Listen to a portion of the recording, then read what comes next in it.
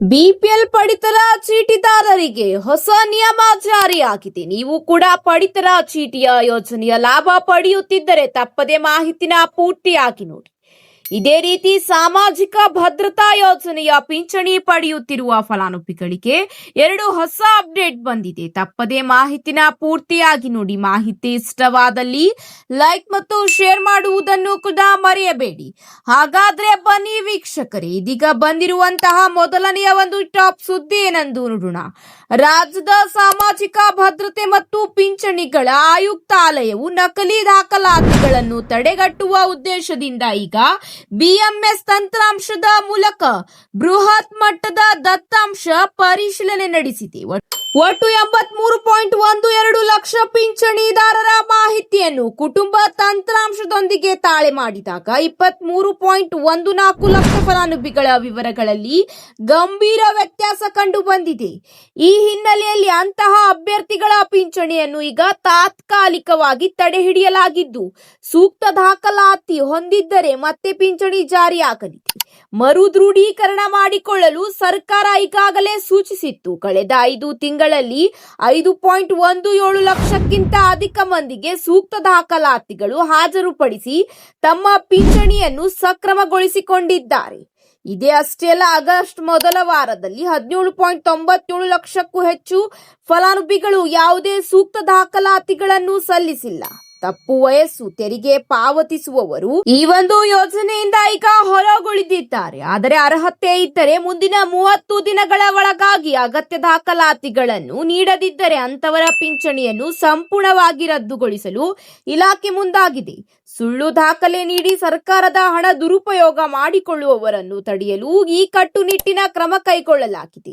ಹಾಗೆ ಇದರಿಂದ ನಿಜವಾದ ಮತ್ತು ಅರ್ಹ ಫಲಾನುಭವಿಗಳು ಕಚೇರಿಗಳಿಗೆ ಹಾಗೂ ಅಧಿಕಾರಿಗಳ ಹಿಂದೆ ಅಲೆಯುವಂತ ಪರಿಸ್ಥಿತಿ ಈಗ ನಿರ್ಮಾಣವಾಗಿದೆ. ಈಗಾಗಲೇ ಅರ್ಹರೆಂದು ಸಾಬೀತುಪಡಿಸಿದ ಫಲಾನುಭವಿಗಳಿಗೆ ಪಿಂಚಣಿ ಕೂಡ ವರ್ಗಾವಣೆಯಾಗುತ್ತಿದೆ.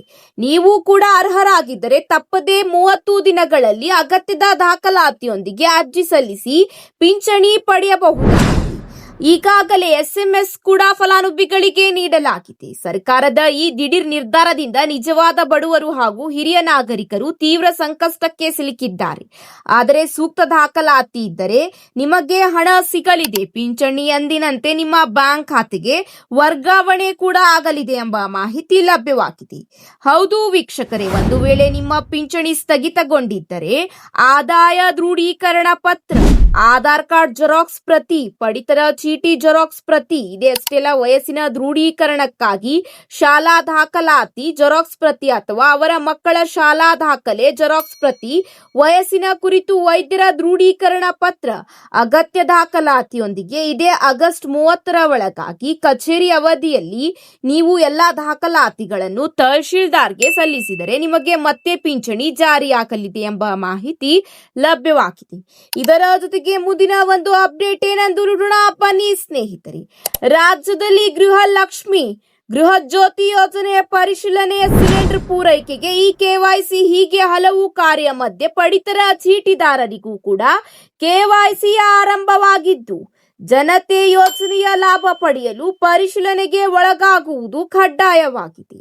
ಈಗಾಗಲೇ ಹಲವು ಯೋಜನೆಗಳಲ್ಲಿ KYC ಕಡ್ಡಾಯಗೊಳಿಸಿದ ನಂತರ ಈಗ ಪಡಿತರ ಚೀಟಿದಾರರಿಗೂ ಕೂಡ KYC ಕಡ್ಡಾಯಗೊಳಿಸಲಾಗಿದೆ.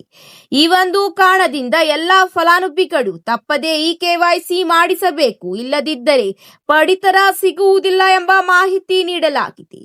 ಬಿಪಿಎಲ್ ಪಡಿತರ ಚೀಟಿಯಲ್ಲಿರುವ ಸದಸ್ಯರ ಪ್ರತಿಯೊಬ್ಬರ ಆಧಾರ್ ಕಾರ್ಡ್ ಮತ್ತು ಮೊಬೈಲ್ ಸಂಖ್ಯೆಯೊಂದಿಗೆ ಬಯೋಮೆಟ್ರಿಕ್ ಆಧಾರಿತ OTP ಮೂಲಕ ಈ ಒಂದು ಬಯೋಮೆಟ್ರಿಕ್ ಕಡ್ಡಾಯಗೊಳಿಸಲಾಗಿದೆ. ಪ್ರತಿಯೊಬ್ಬ ಫಲಾನುಭವಿಗಳು ನ್ಯಾಯಬೆಲೆ ಅಂಗಡಿಗೆ ತೆರಳುವ ಮೂಲಕ ಬಯೋಮೆಟ್ರಿಕ್ ಮಾಡಿಸುವುದು ಕಡ್ಡಾಯವಾಗಿದೆ. ಅಂತ್ಯೋದಯ, BPL ಹಾಗೂ APL ಕಾರ್ಡ್ದಾರರಿಗೆ ಈ KYC ಕಡ್ಡಾಯಗೊಳಿಸಲಾಗಿದೆ. ನಿಮ್ಮ ಹತ್ತಿರದ ನ್ಯಾಯಬೆಲೆ ಅಂಗಡಿಗಳಿಗೆ ತೆರಳಿ BPL ಕಾರ್ಡ್ನಲ್ಲಿರುವ ಪ್ರತಿಯೊಬ್ಬ ಸದಸ್ಯರ KYC ಈಗ ಮಾಡಿಸಬೇಕಾಗಿದೆ.